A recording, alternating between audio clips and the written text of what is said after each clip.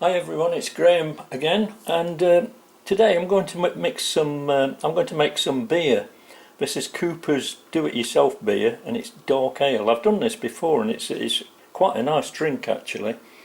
So if you fancy doing your own beer, give this a try. It makes 40 pints. What you'll need is the kit, obviously. You'll need a fermentation bucket. To start off the fermentation, and then when it's all done, you need a bag of sugar as well, 1 kilo of sugar, and when it's all done you'll need either bottles or a barrel to put the beer in. So what we've got in the kit, let's lift this off. So you get the yeast. Yeast is in a little sachet which is stuck to the tin. There we are. So that's just in a little sachet. So that's your yeast. You sprinkle that on the. I'll show you that in a minute. Anyway, there's a little thing there. It says peel here, and if you peel that off, do it carefully though, otherwise the instructions on the back will rip. And once you peel that away, it's got all the instructions in there in various languages. And you can also scan the QR code, and it'll tell you how to do it on there as well.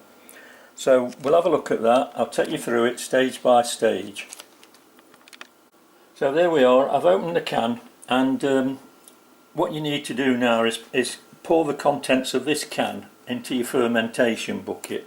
Now I would suggest, if it's cold weather where you are, to put it into some very hot water to melt, so that it's okay for pouring. But at the moment here it's lovely and warm. It's a lovely warm day, so I think it should be alright. So we'll pour that into the bucket. Nice syrupy stuff going in there.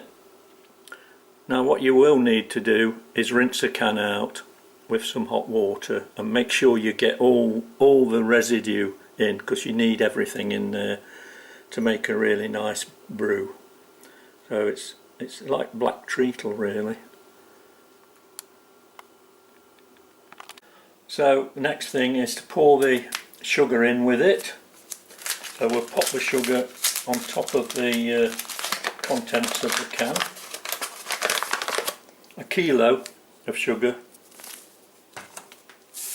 That's 2.2 pounds if you're working in imperial measures. There we go, that's that. Right, I boiled a kettle of water. So as I say, the first thing to do is to get all the remnants out of there. So if you pour some hot water in and give it a swill round, you might need to do that several times to get all the, and then pour it onto your sugar and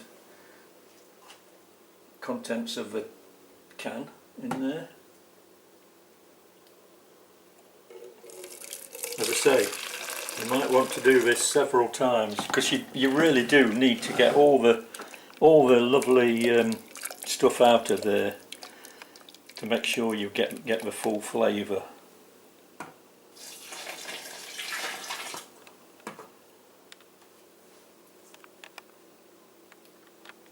Now you've got to be careful, because as you're pouring this very hot water in, the can obviously gets hot.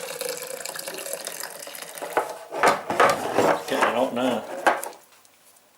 With it being metal, it conducts the heat, so just be careful with that.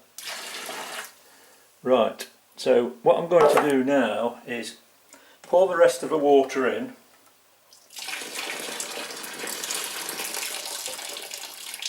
And then I'm going to mix it all up. So you'll need a wooden spoon or a plastic spoon, not a metal spoon, and then you want to mix all that sugar and all the contents of the can, the syrupy stuff in the can, mix it all together until it's all mixed, and you can't feel, you'll feel the spoon dragging against the syrupy, treacly stuff. and once that stops you'll know that it's all melted together. So that's just to dissolve the sugar and to mix it all together. The next stage is to fill that up to 5 gallon. So again, I've put cold water in this time into this can to try and get as much out of there as I can. So what you need to do is get the temperature to around 72 degrees of the mixture wants to be around 72 degrees. If it's too cold, the yeast won't work, and if it's too hot, the yeast won't work either. So it needs to be round about 72 degrees, otherwise you'll kill the yeast. So you can see now that I've completely cleaned that out. So all that lovely stuff's gone into the beer now. So that's good. So next we need to fill it up to 5 gallons, and as I say, either with cold or hot water, depending on where you are, what region of the world you are, how warm the weather is. Obviously just test that out, and if it's sort of tepid, you don't need a thermometer really. If it's tepid to the touch when you pop your knuckle in, if it's tepid, that's perfect to put the yeast in. So I'll fill that up to 5 gallons now. So what you need to do is fill the bucket up to 5 gallon, like I've just done. As I say, make sure the temperature is sort of tepid, okay for the yeast. If you've got a bucket with markings on, like I have, I'm lucky there, I can just fill it up. But if not, just pour in out of a jug and measure it properly. It's not crucial, but as long as it's somewhere around 5 gallon. And then you'll need the yeast sachet, brewing yeast sachet, and just sprinkle it on. As I say, make sure the liquid isn't too cold and isn't too hot. There we are, sprinkle it on and then give it a good stir.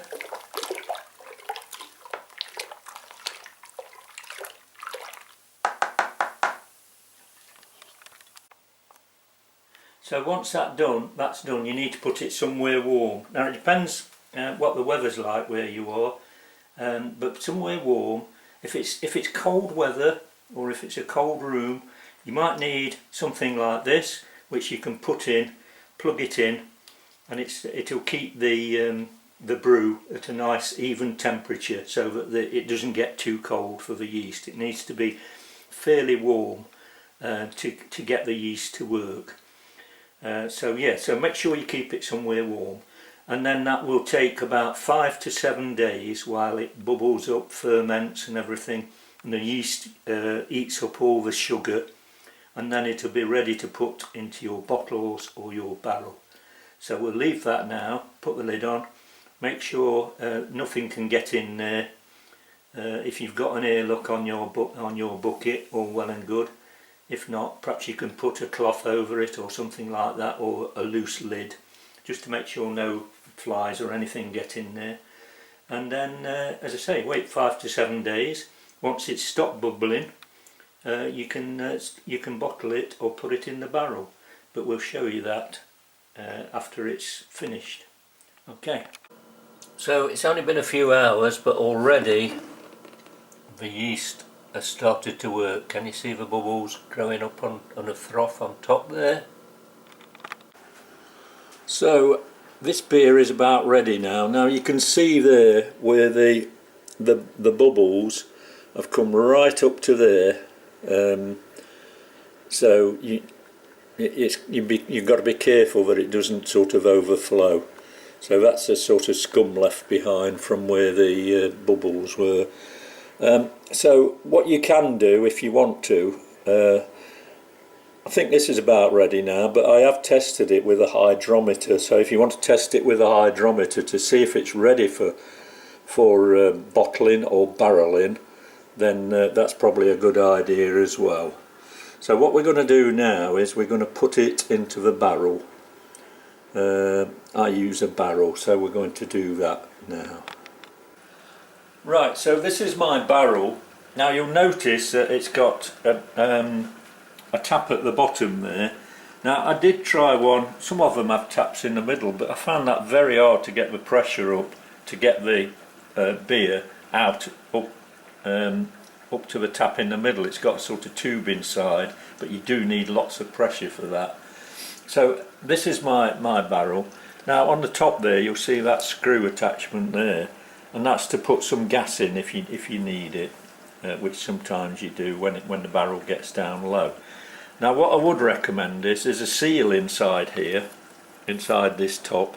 I would recommend that you put some Vaseline around that, just to make sure it seats properly. So I've already done that, so we'll pop that in there and stick that in there. And before you put the beer into the barrel, you will need to prime it, and the same if you're using bottles. So what I do with the barrel is I prime it with 3 ounces of sugar. First of all I mix that sugar with a little boiling water, well not boiling but warm water, so that it dissolves. Mix the sugar into warm water so it dissolves, and then pour it in there, and that will prime the beer and give it a bit of a head when you pour it out. So that's what we'll do now. We'll transfer the barrel, the beer out of the bucket and into the barrel. So we'll do that now. By the way, I forgot to say, make sure that the barrel is nice and clean.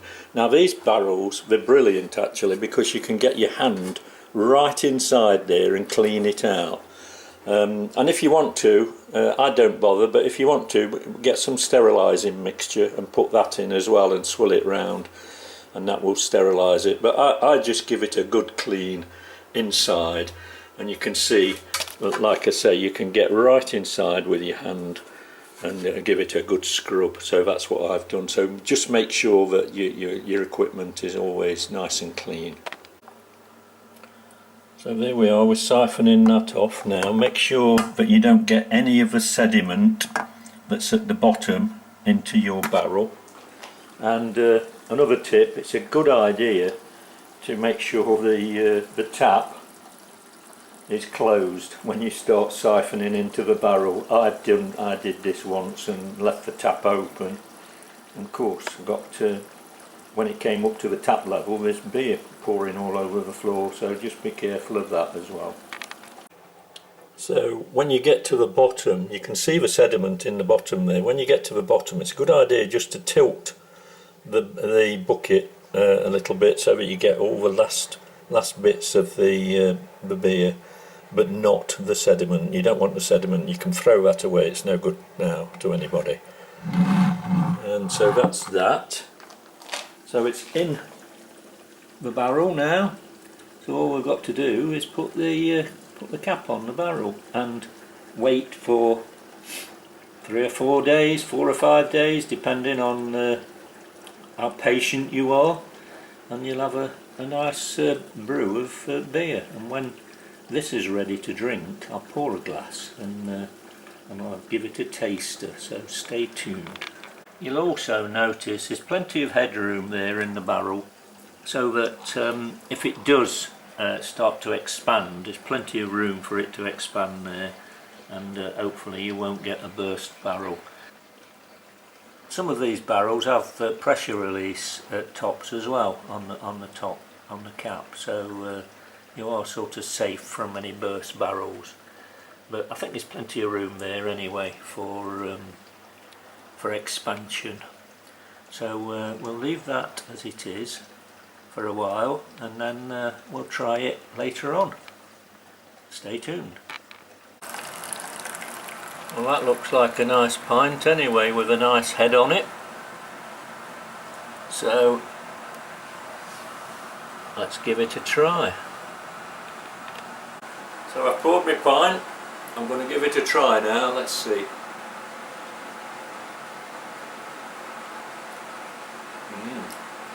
That's It is a really nice pint actually, and full of body, as you can see. It's a dark ale. It's got a nice head on it. Now you might need to put some carbonation into the barrel as the barrel gets a little bit, as it goes down and as it gets emptier, but yeah, I'm really pleased with that. So I hope you've enjoyed the video, and I hope you give it a try, and if you do, let me know in the comments below. Let me know how it went. So thanks for watching, thanks for listening, and cheers.